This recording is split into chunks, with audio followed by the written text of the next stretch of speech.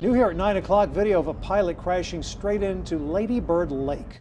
Crews took the plane out of the lake just a few hours ago. Our crews were there when Austin firefighters, Texas Parks and Wildlife officials, and others were there pulling the Cessna out of the Colorado River. The pilot is alive thanks to a couple of paddle boaters.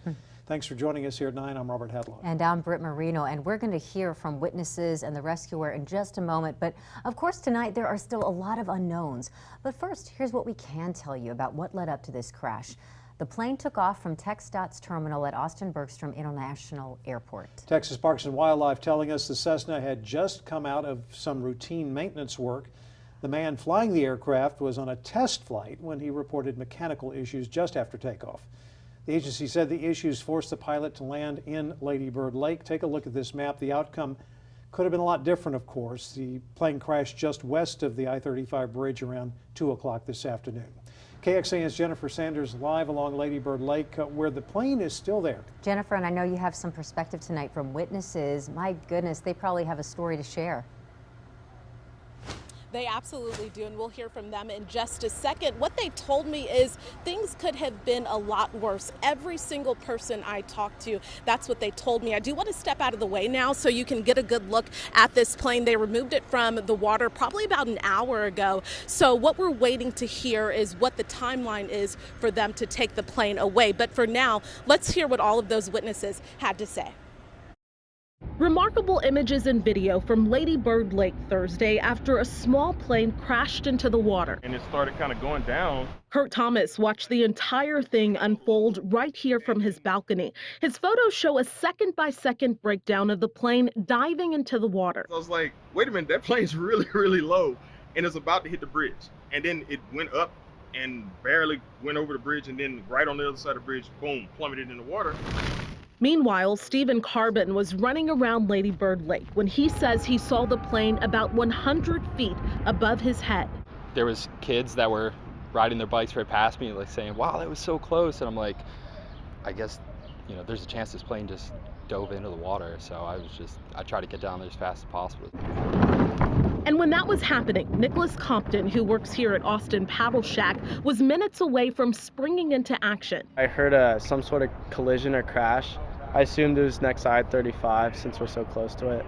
And then we had some kayakers coming in, and they said there's a plane crash. He grabbed a paddleboard and went out about 100 yards. That's where he says he found the pilot, who was panting heavily, distressed, and holding on to another woman's paddleboard. Compton says he saw smoke coming from the plane. He was very out of it, so we just put the life jacket on.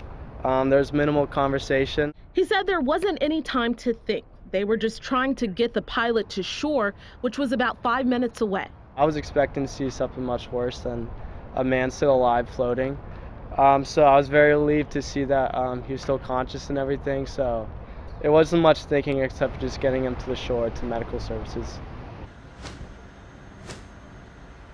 And back out here live tonight, I just spoke with Texas Parks and Wildlife, and they tell me that fortunately that pilot is doing okay. He did not sustain any major injuries. Now, I also have been speaking to the NTSB. They are the investigating agency. They told me that they will have some updates for me tomorrow. Back to you in the studio.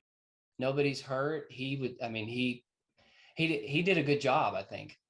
That is certified flight instructor Sam Huddle with Austin Academy of Aviation weighing in on the pilot's decision to land the plane on Lady Bird Lake. And he spoke to us about the rare water landing in the city earlier tonight. What types of things can go wrong with this plane? I feel like more often than not, there's some sort of electrical issue. I think that it's not unheard of for engines to get hot because of the temperatures, and it could overheat and potentially damage the engine. I know that that's a consideration that my flight school's been taking, especially midday, probably from 2 to 6 p.m. The engines they start acting a little weird because it gets too hot. What are your questions that you would have for this investigation? Was there some damage to the airplane that they sent it in for? Was it routine maintenance? And I would be curious to know, like, the Texas Parks and Wildlife, like, do they patrol the river? Like, is it normal for them to be that low? Huddle also says Cessnas are typically safe airplanes. He says now that the plane is out of the water, the NTSB will take the plane apart and try to determine what went wrong.